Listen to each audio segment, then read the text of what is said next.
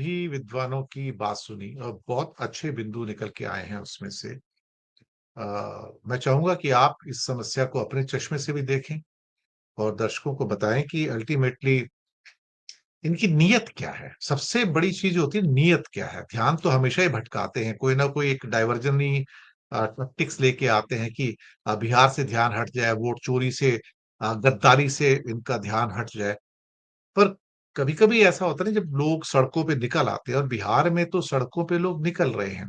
कुछ गोदी मीडिया के चैनल तो कह रहे हैं कि इसकी जांच होनी चाहिए कि राहुल की सभाओं में और टूर में जो तेजस्वी के साथ इतने लोग कहाँ से आ रहे हैं, कहाँ से अरेंज किए जा रहे हैं।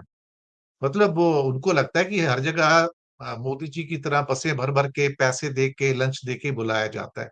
लेकिन स्वयं जो लोग सड़कों पर आ रहे हैं, घरों की छतों से जहां से गुजरते हैं भरी पड़ी हैं, और जिस तादाद में लोग जुड़ रहे हैं, शायद वो इन्हें डरा रहा है कि जब जनता बाहर निकलती है तो फिर वह धांधली करना भी मुश्किल हो जाता है। राकेश जी। धन्यवाद दिनेश जी। देखिए, आज का मुद्दा बड़ा आपका जोरदार है कि इमरजेंसी के बाद सुपर इमरजेंसी। अभी विवेक जी ने बहुत विस्तार से बात कही कि इस मानसून सत्र की जो कार्य सूची बनी थी उसमें इस विधेयक का दूर दूर तक, मीलों दूर तक जिक्र नहीं था।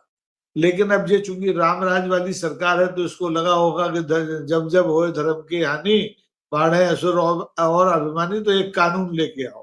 तो ये कानून वैसे में मैं यहाँ इन्होंने पे इंटरप्ट करना चाहूंगा कि सुपर इमरजेंसी का शब्द आपने ही अपने आर्टिकल में आज यूज किया है और मैंने वहां से उठाया है। तो मैं इस चोरी को स्वीकार करता हूं, लेकिन मैं वोट चोरी नहीं करता, लेकिन हाँ, शब्द चोरी मैं कर रहा हूं। मैं आपको क्रेडिट देता हूं उसका सर। नहीं, ये क्रेडिट मेरी भी नहीं है। ये बयान तो ममता बनर्जी ने दिया है कि ये सुपर इमरजेंसी है। मैंने ममता बनर्जी से उधार लिया था। तो कोई बात नहीं बहरहाल सर, बात ये है कि पास ऑन हो रहा है, पास ऑन हो रहा है। इनकी नियत में खोट शुरू से है, आज से नहीं है। इनकी नियत शुरू से खोटी है और ये लंगड़ी और असुरक्षित सरकार है, ये सबको पता है। और आपने देखा कि इन्होंने संसद को आवारा बनाने की कोशिश की, तो उसकी वजह से जब सड़कें सूनी होती थी तो उन सड़कों पे आबाद हो गई, सारी सड़कें आबाद हो गई हैं। बिहार में तो इस समय सड़कों पे तिल रखने के लिए जगह नहीं है, जनता सड़कों पर आ गई है और वो संसद को आवारा होने से रोकने देने की कोशिश कर रही है। और इस कोशिश से ये डरे हुए हैं, इसलिए आनंद फानंद में एक ऐसा काला कानून इन्होंने बनाया जिससे लोग डर जाएं। ये बात सही है, विवेक जी ने कहा कि ये कोई कानून पारित नहीं होगा, और ये केवल और केवल अपने प्रतिद्वंदियों को डराने की कोशिश है। क्योंकि ऐसा कानून संविधान के जो हमारे मौलिक आधार है उनके ही खिलाफ है कि आप 30 दिन में अगर कोई हिरासत में रहा तो उसका पद चला जाएगा, वो भी निर्वाचित जनप्रतिनिधियों का। आम आदमी के को अभी इस दायरे में नहीं रखा, कि आम आदमी तो बेचारा किसी पद पर होता नहीं है। अपने यहाँ अगर मान लीजिए आज ये कानून पारित हो गया होता, तो अगर दिनेश जी, विवेक जी, सैनी जी, धारा 151 जो पुरानी आईपीसी की थी वैसी है, उसमें भी आ गई है, भारतीय न्याय संहिता में शांति भंग के आरोप में पकड़े जाते और पहली तारीख में मजिस्ट्रेट, जिले का मजिस्ट्रेट कहता, एडीएम कोर्ट कहता कि आप 15 दिन के लिए जाइए न्यायिक हिरासत में, 15 दिन बाद देखेंगे। 15वें दिन फिर जमानत की अर्जी लगती, वो खारिज हो जाती, फिर 15 दिन बाद तारीख लगती। तो बेचारा 30 दिन के लिए हम तीनों में से, चारों में से आदमी गया, और अगर कोई हम पे पद होता तो हमारा पद भी गया। तो ये इन्होंने कल्पना की है, कल्पना लोक में जी के इन्होंने ये कानून बनाया है। ऐसा कानून दुनिया के किसी भी हिस्से में है नहीं। और जहां तक सवाल है भारत में कानून के राज का, तो सब लोग देख ही रहे हैं इनके सांसदों ने किस तरह से हमारे खिलाड़ियों को, महिला खिलाड़ियों के साथ क्या किया, इनकी साध्वियों ने क्या किया, विस्फोट कांड में शामिल रही। खुद लोग कह रहे हैं कि भाई अगर ये सब बरी हो गए, न्यायपालिका से सब बरी हो गए, तो विस्फोट किसने किया था, ऊपर से कोई आया था क्या? तो इनके कानून और व्यवस्था का इस विधेयक से कोई लेना देना नहीं है। ये सुचिता राजनीति में लाने के लिए ये विधेयक लेके नहीं आए, क्योंकि इसका प्रमाण है, आपने जिस ईडी की बात की, उस ईडी ने पिछले 3 साल में 5,800 से ज्यादा छापे मारे, 3,000 से ज्यादा लोग को गिरफ्तार किया, महीनों गिरफ्तार रखा। और उसमें जब चार्जशीट लगी तो 180 प्रकरणों में चार्जशीट लगी, और जब सुनवाई हुई तो 29 लोग सजा पा पाए। बाकी के सब बेचारे जो 4 साल संजय जैन रहे, 50 दिन हमारे हेमंत सोरेन रहे, 50 दिन अरविंद केजरीवाल रहे, और 30 दिन वाले तो बहुत होंगे। तो इन सबके पर अगर ये भूतलक्षी प्रभाव से इस कानून को पारित कराएं, तो मुझे लगता है कि हमारे जितने जो मंत्रिमंडल में बैठे आधे सदस्य हैं, ये सब अपना पद छोड़ने पर मजबूर हो जाएंगे।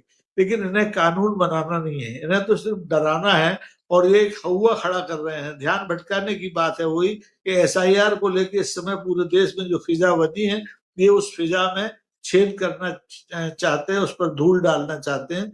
इसलिए संसद के चलते मानसून सत्र के आखिरी कार्य दिवस में आप ये लेके आ रहे हैं, जबकि पूरे 21 जुलाई से 20 अगस्त कल थी जब ये कानून का विधेयक पारित पेश किया गया सदन में। एक दिन कार्रवाई नहीं हुई, कोई विधायी कार्रवाई नहीं हुई, केवल मेजे थपथपा के आपने जो कार्यसूची बनाई थी वो सारे विधेयक आपने पारित कर लिए। तो जब जिस कानून के निर्माण की प्रक्रिया में देश का 60% हिस्सा, संसद का 60% हिस्सा शामिल ही नहीं है, तो उस कानून के मसौदे को फाड़ के फेंक देने से ज्यादा और अच्छा कुछ हो नहीं सकता था। और वो सदन में लोगों ने किया। और अगर ये कानून बन जाएगा, अगर बाई द वे जेपीसी जैसे कानून बना देती है, हमारे वक्फ बोर्ड विधेयक का कानून बन गया, सुप्रीम कोर्ट में डला है, वो भी उसको जेब में रखे हुए हैं, सुरक्षित, सब सुनवाई हो गई, फैसला सुरक्षित। फैसला सुनाने के लिए उन्हें वक्त चाहिए, वो पत्रा निकलवाएंगे, देखेंगे कि भैया कौन सा शुभ मुहूर्त है। हो सकता है ये सब एक सुर में बोलने के लिए तैयार बैठे हो, और मौका देखें तो इस कानून को भी जैसे हमारा जो वक्फ बोर्ड कानून है उसको वैध करार दे दें।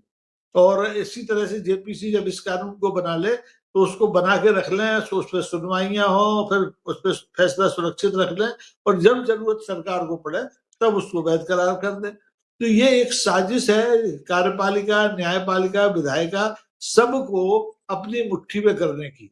ये जो हमारे धीरू भाई अंबानी का जो नारा था ना, कर लो दुनिया मुट्ठी में, उससे प्रेरित है। ये चाहते हैं कि ऐसे कानून बनाए जाएं कि देश की न्यायपालिका, कार्यपालिका, विधायिका सब इनकी मुट्ठी में आ जाए। तो जनता तो जाएगी कहाँ? लेकिन जनता इस साजिश को समझ चुकी है, जनता सड़कों पर आ चुकी है, और जनता इस देश की संसद को आवारा नहीं होने देगी, इसका विश्वास मुझे है।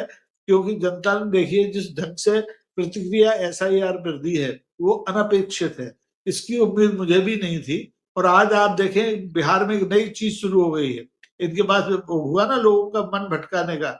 इन्होंने अपनी जो बैसाखी है जेडीयू, उसके नेताओं के जरिए कहलवाना शुरू कर दिया कि जननायक राहुल गांधी कैसे हो सकता है, जननायक तो हमारे कर्पूरी ठाकुर हुआ करते थे। अरे भाई, कर्पूरी ठाकुर को गए कितना साल हो गए, और उसके बाद जेपी को गए कितना साल हो गए, वो लोकनायक हो गए थे, वो दोनों पोस्ट खाली पड़ी हैं।